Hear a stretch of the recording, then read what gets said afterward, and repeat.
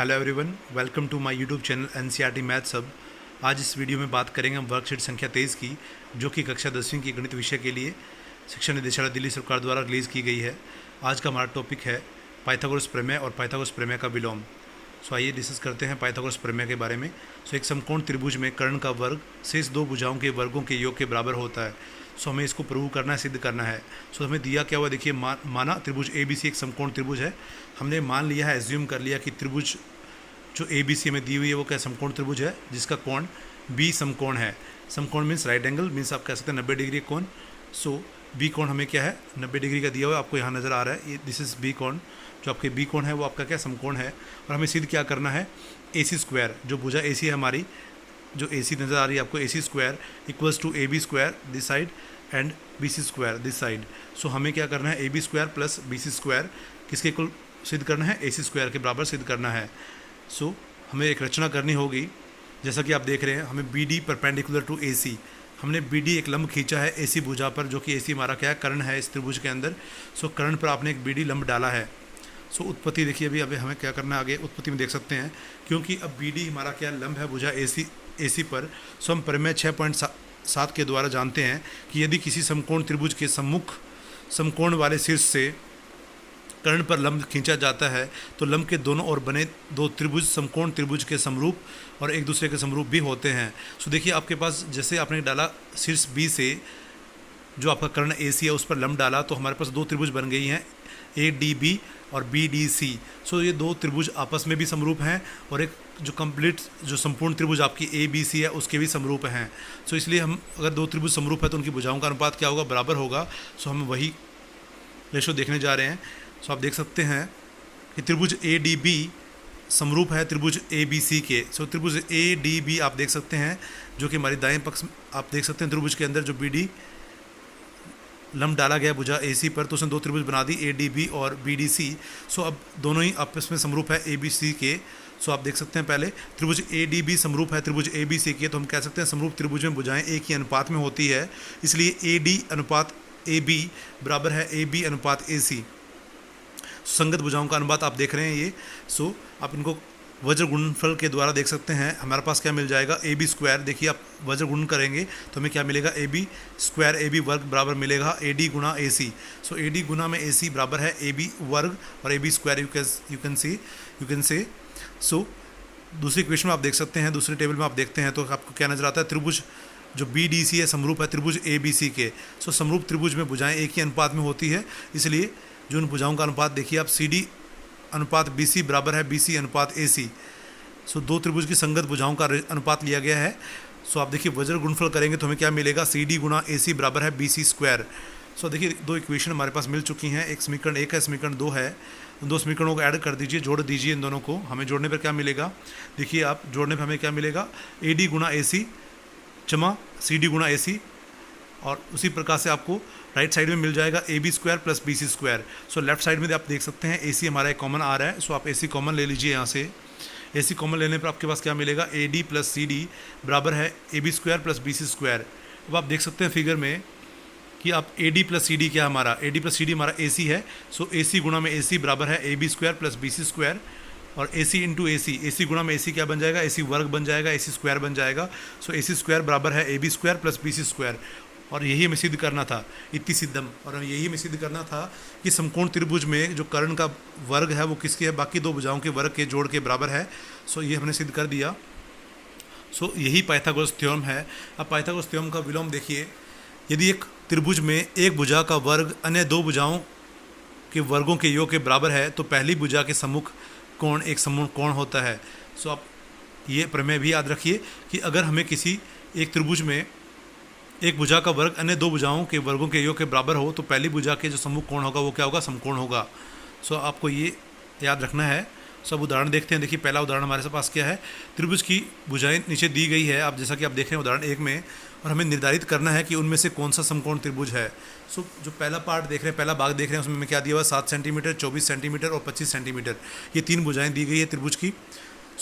आप इन भुजाओं का वर्ग का योग करके देखिए, जो दो छोटी भुजाएं हैं उनके वर्गों का योग करके देखें कि वो बड़ी भुजा के, सबसे बड़ी भुजा उसके वर्ग के बराबर आता है कि नहीं आता है। हमने देखा कि 7 का वर्ग जमा 24 का वर्ग आप करके देखते हैं तो 7 का वर्ग देखिए क्या बन रहा है, 49 बन रहा है, और 24 का वर्ग जो बन रहा है 576 बन रहा है। सो 7 स्क्वायर 49 एंड 24 स्क्वायर 576, इन दोनों को ऐड कर दीजिए, हमें क्या मिला 625, 625 मिल गया है।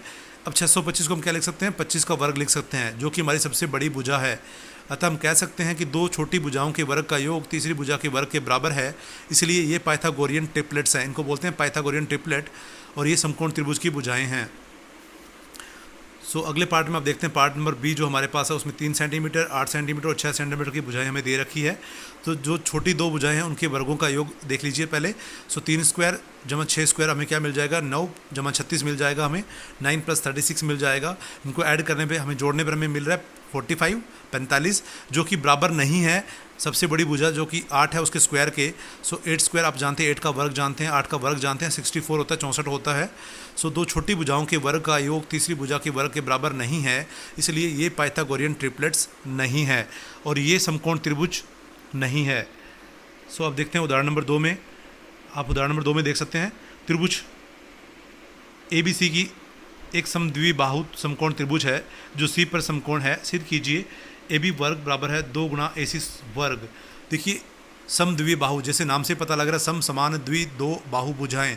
तो देखिए अगर हमारे पास जो त्रिभुज ABC है उसमें दो भुजाएं बराबर है, बट आपको पता है कर्ण सबसे लंबी भुजा है, तो कर्ण तो बराबर हो नहीं सकता किसी के। इसका मतलब जो लंब और हमारा आधार है, जो बाकी बची हुई दो भुजाएं हैं वो बराबर होंगी।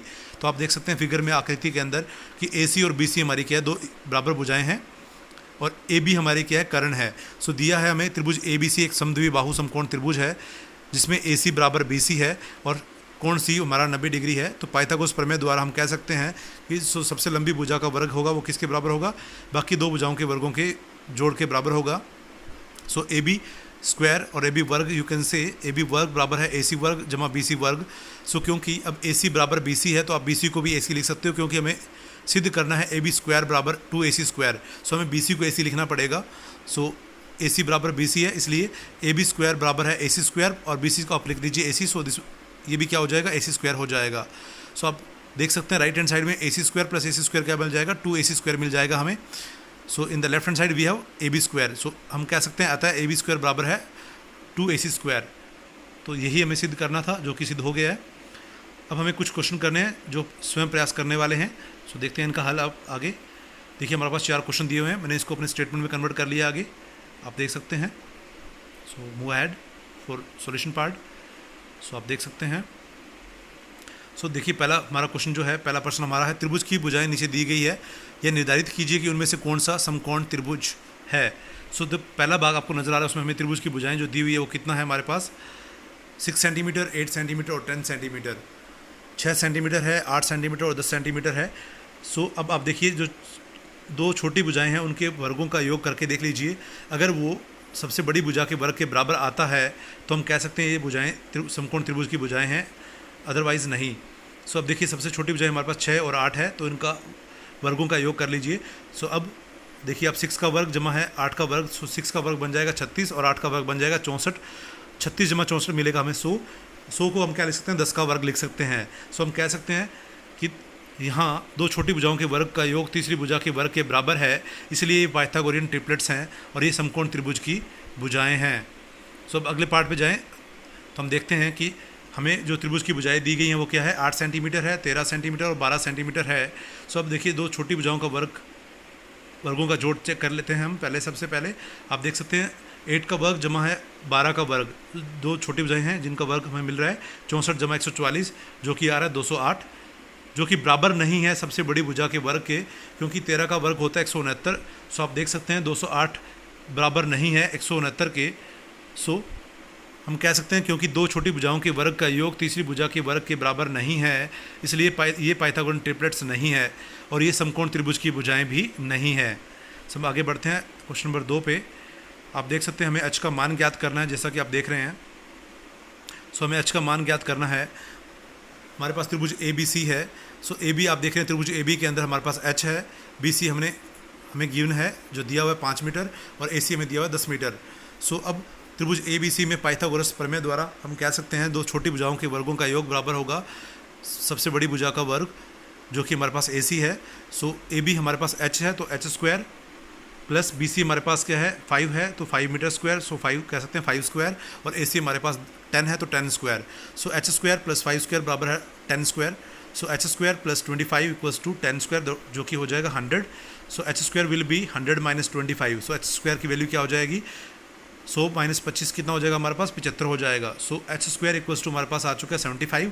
सो एच क्या हो जाएगा, देखिए जो वर्ग है हमारा, जो जैसे आप इसको राइट में भेजेंगे तो क्या बन जाएगा, वर्गमूल बन जाएगा। सो एच की वैल्यू आ चुकी है वर्गमूल 75। अब 75 का आपने क्या करना है, गुणनखंड कर लेने हैं।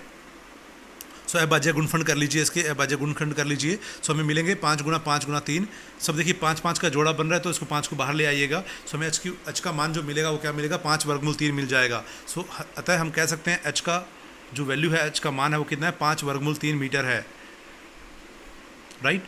सो नाउ हम आगे बढ़ते हैं अगले क्वेश्चन पर। अगला क्वेश्चन देखिए हमारे पास क्या है, लाइट हाउस के शीर्ष पर प्रकाश स्रोत और जहाज के बीच की दूरी ज्ञात कीजिए। सो देखिए आप, मैंने इस फिगर को कन्वर्ट कर दिया अपने फिगर ट्रायंगल के अंदर। आप अपना फिगर जो वर्कशीट में दिया गया है आप उसे देख सकते हैं। सो आप देखिएगा हमें दिया क्या हुआ है कि लाइट हाउस की ऊंचाई हमें दे रखी है, जो कि हमने यहाँ पे मान लिया है LM। सो लाइट हाउस की ऊंचाई है जो LM बराबर 25 मीटर है, और लाइट हाउस के पाद बिंदु से जहाज की दूरी जो हमारे पास M और S है उनके बीच की दूरी हमें 180 मीटर दी हुई है। हमें ज्ञात क्या करना है, लाइट हाउस के शीर्ष जो कि L है और जहाज के बीच की दूरी, जो जहाज हमारे पास सिर्फ आप देख रहे हैं S पॉइंट मैंने दे रखा है। सो लाइट हाउस के शीर्ष और जहाज के बीच की दूरी हमें ज्ञात करनी जो कि LS है। सो अब त्रिभुज LMS के अंदर हम पाइथागोरस प्रमेय अप्लाई करते हैं तो हमें क्या मिलेगा, LS स्क्वायर मिल जाएगा बराबर LM square plus MS square. So सबसे लंबी भुजा का वर्ग है वो किसके बराबर होगा, दो छोटी भुजाओं के वर्गों के योग के बराबर होगा। सो हमने कह दिया LS वर्ग बराबर है LM वर्ग प्लस MS वर्ग। सो LS स्क्वायर और LS वर्ग you can say LS square जो किसके बराबर होगा, LM स्क्वायर के, और LM की वैल्यू में हमारे पास कितनी है 25 है, 25 है तो 25 का वर्ग, और MS हमारे पास है 180 तो 180 का वर्ग। सो देखिए 25 का जो स्क्वायर है, 25 का जो वर्ग कितना मिलेगा हमें 625, और 180 का जो वर्ग है वो कितना मिलेगा 32,400। ये कैसे किया मैंने, आप देख सकते हैं 180 को आप क्या लिख सकते हो, मेंटली सोच सकते हो 18 गुना 10, और 18 का वर्ग आपको पता होना चाहिए 324 होता है, और 10 का वर्ग होता है 100। उन दोनों को गुना कर दीजिए तो हमें मिल जाएगा 32,400। सो देखिए आपके सामने है 625 जमा 32,400 ये मिल जाएगा 33,025। सो हमें LS का वर्ग मिल चुका है 33,025। सो अब देखिए LS स्क्वायर जो है, LS वर्ग है, वो वर्ग को हमने भेज दिया राइट हैंड साइड में, तो ये बन जाएगा वर्गमूल। सो LS का जो मान है वर्गमूल 33,025 है। सो 33,025 के आप अभाज्य गुणनफल करते हैं तो आपके सामने देखिए क्या है, 5 गुना 5 गुना 11 गुना 11 गुना 11 आएंगे। सो आप देखिए 5 का जोड़ा बनाएंगे तो हमें 5 बाहर आ जाएगा, 11 का जोड़ा एक बनाएंगे तो 11 बाहर आ जाएगा, एक जो 11 आपको नज़र आ रहा है सो वो उसका पेयर नहीं बनेगा, तो ये हमारे पास वर्गमूल के साइन के अंदर ही रहेगा। सो देखिए आप देख सकते हैं 5 मल्टीप्लाइड 11 इंटू वर्गमूल 11 जो बन जाएगा, कितना बन जाएगा 55 गुना वर्गमूल 11। सो LS का जो मान आ जाएगा हमारे पास 55 गुना वर्गमूल 11 है।